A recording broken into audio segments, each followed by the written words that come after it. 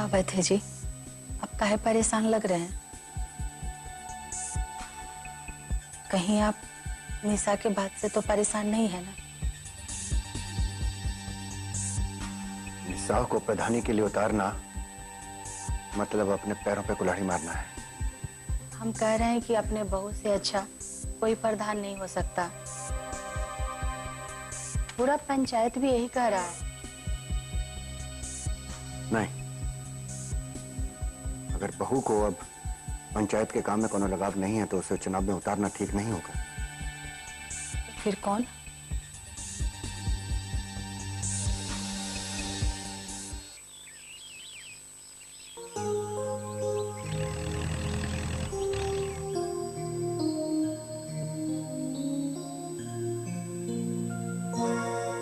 Hello Ritu. हाँ दीदी। कैसे बाबू? मैं ठीक हूँ दीदी, और कल रात फोन नहीं कर पाई, सॉरी, वो थक गई थी ना तो जल्दी आग लग गई। कोई बात नहीं। अच्छा सुन ना, अम्मा से थोड़ी बात करवाना। मैं तो अभी घर पे नहीं हूँ, वो मैं अपने कोऑपरेटिव दूध सेंटर की फाइल लेकर सीए के पास जा रही थी। काहे? अरे वो इनकम टैक्स फाइल कराना था ना, उसके लिए। चल चल रितु। बहुत देर हो गई है, सीए का फोन मुझे 2 बार आ चुका है। वो पूर्वा दी का फोन आया था। पूर्वा है? हेलो पूर्वा, सफीना बोल रहे हैं। सफीना तू? अच्छा ना तू याद करती है ना फोन करती है हमें, क्या हो गया है तुझे? जैसे तू व्यस्त रहती है वैसे हम भी व्यस्त रहते हैं। चलो ठीक है, और सब खैरियत तो है तुम्हारे यहाँ? हाँ हाँ सब ठीक है। अच्छा पूर्वा, हम तुमसे बाद में बात करते हैं, देर हो रही है, कहीं निकलना है हमें। ठीक, चल बाय। और तूने सारे कागज रख लिए ना? हाँ दीदी। चल। सफीना बेटे,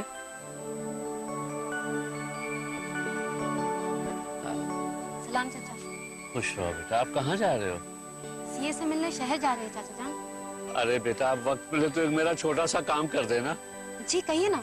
बेटे शहर के अस्पताल चली जाना और वहाँ ये मालूम कर लेना कि हर्निया के ऑपरेशन का डॉक्टर जो है वो कौन कौन से दिन आता है। तकलीफ बढ़ती जा रही है, क्या करूं। वो डॉक्टर वासुदेव की दवाई का कोई असर ही नहीं हो रहा है बेटा। तो इसमें कौन सी बड़ी बात है चाचा जान, हम मालूम करके आते हैं। शुक्रिया बेटा। अरे हाजी चाचा, दीदी के पंचायत के अस्पताल में सारे डॉक्टर्स बाहर से आए हैं और उनका इलाज भी बहुत अच्छा असर कर रहा है लोगों पर। अच्छा? यहाँ तक कि सब लोग तो शहर छोड़ के चौबेपुर ही जा रहे हैं अपने ऑपरेशन और इलाज के वास्ते। हाँ ये चीज तो हमें पूर्वा भी बता रही थी। हमारी बात मानिए तो आप भी चौबेपुर जाइए, शहर मत जाइए इलाज के लिए। हाँ चाचा जान, ऋतु ठीक कह रही है, वहाँ पूर्वा भी तो पंचायत की प्रधान है, सारा बंदोबस्त करवा देगी वो। ठीक। और क्या, और अगर 5-6 दिन रुकना भी हो तो अच्छे से आप आराम से रुक सकते हैं वहाँ पे। पूर्वा दीदी ने अस्पताल में 24 घंटे बिजली का प्रबंध करा दिया है, जनरेटर है ना उनके अस्पताल में। या अल्लाह बेटा, इससे अच्छी बात और क्या हो सकती है भला। आप दोनों पूर्वा से बात कर लो बेटा। अभी तो पूर्वा से बात की थी हमने, शाम को फोन करेंगे, बता देंगे आपके बारे में। ठीक है बेटा। आप तो बस वहाँ जाने की तैयारी कीजिए हाजी चाचा। या अल्लाह, तेरी रहमत का कोई मोल नहीं, एक झटके में ही दूर कर दी सारी परेशानी। चाचा। हाँ हाँ बेटा, हाँ आपको देर हो रही होगी, आप चलो काम करो बेटा, काम करो। नमस्ते चौबे जी। आइए डॉक्टर साहब, आइए बैठिए। मैं यहाँ बैठने नहीं आई, प्रधान जी घर पे ही है ना? उनका फोन स्विच ऑफ आ रहा है और वो हॉस्पिटल भी नहीं आई, हमारी मीटिंग्स भी नहीं हो पा रही। और खास काम है का? 1-2 महीने से मीटिंग्स नहीं हुई है, हमें पता चला कि वो गांव गई हैं तो हम वेट कर रहे थे, फिर पता चला कि वो आ गई हैं पर उनकी तबीयत खराब, हम तब भी वेट कर रहे हैं। अब NRHM की मीटिंग होना जरूरी है। अगले हफ्ते होगी मीटिंग।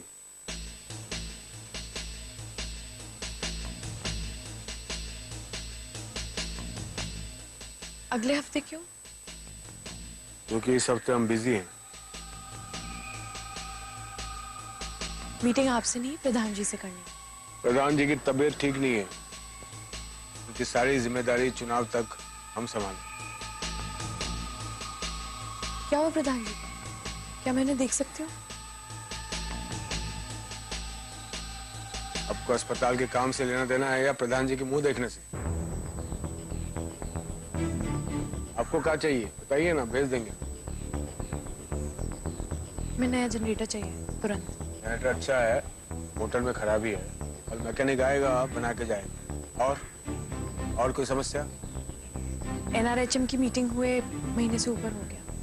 काम चल रहा है ना मैडम, जब काम रुके तब मीटिंग की जरूरत पड़ती है, बिना बात के काहे मीटिंग? और क्या चाहिए?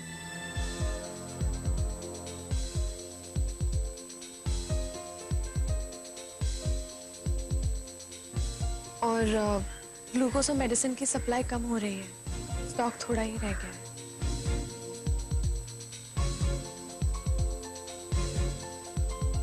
ट्रांसपोर्ट का हड़ताल है मैडम, तो हड़ताल रोकना हमारे हाथ में तो नहीं है। जितना स्टॉक आ रहा है काम चले।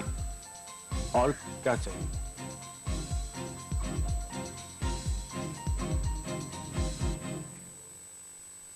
क्या मैं एक बार प्रधान जी से मिल सकती हूँ? मरीज अस्पताल में है, प्रधान जी के घर पे नहीं, तो आपको वहां होना चाहिए। चलिए।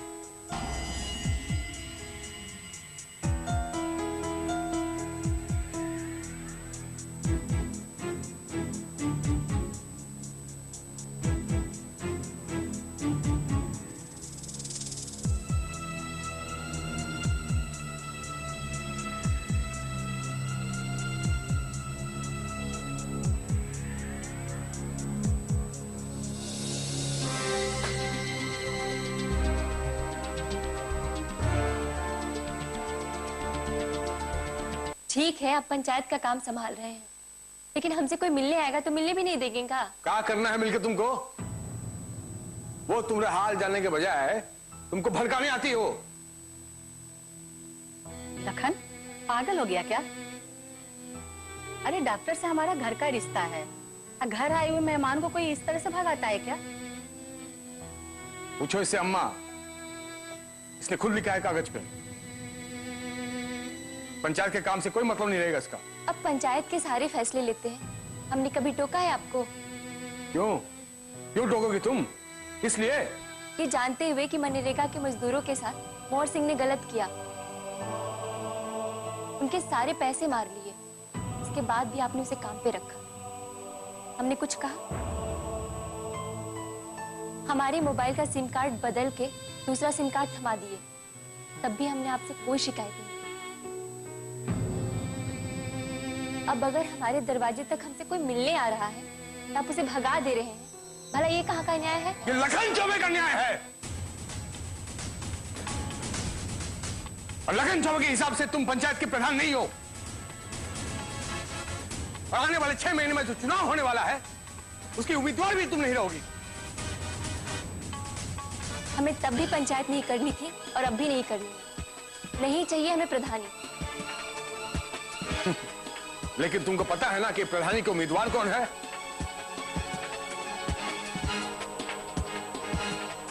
निशा। बिल्कुल नहीं।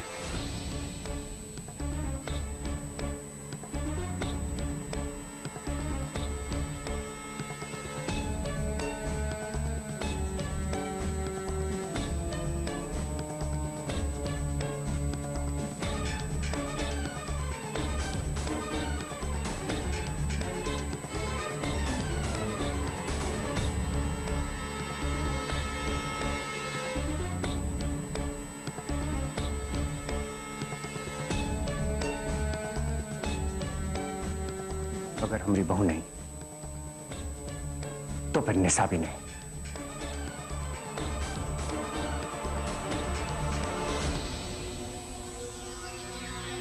क्योंकि उसके खून में बेईमानी है। बाबूजी निशा नहीं तो और कौन? अंजलि अपनी वकालत की पढ़ाई पूरा करके आ रही है। हमें लगता है कि वो बहुत समझदार है। उससे ज्यादा बढ़िया प्रधानी का कैंडिडेट और कोई नहीं हो सकता।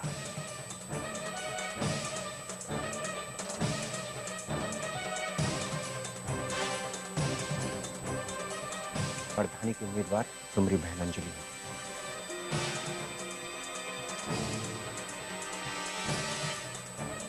अब प्रधान का चुनाव तुम्हारी बहन अंजलि लड़ेगी। क्या हमारी अंजलि आ रही है? हाँ, उसका फोन आया था। अंजलि कल गांव आ रही है। सुनी, हमारी अंजलि आ रही है। 3 साल से गई हुई है गांव से पढ़ाई के चक्कर में। पता है, बचपन में कहती थी माँ मैं मजिस्ट्रेट बन करके आऊंगी। लेकिन बाबूजी, वकालत पढ़ने के बाद क्या वो गांव में वकालत करेगी? वकालत करने नहीं, गांव का पंचायत संभालने आ रही है। लेकिन उसको तो बहुत डांट पड़ेगी। पता है, जब भी फोन करो तो कभी कहेगी कॉलेज में हूँ, पढ़ाई कर रही हूँ, कभी व्यस्त हो, आने दो उसको। फिर मैं कितना डांटती हूँ मैं उसको। चलिए ठीक है बाबूजी, ये सही रहेगा। अपनी घर की लड़की जो इतनी पढ़ी लिखी है, अगर पंचायत का काम संभालेगी तो गांव के लोगों का भला ही होगा। ठीक कहती हो बहू, यही सोच के तो हमने फैसला किया है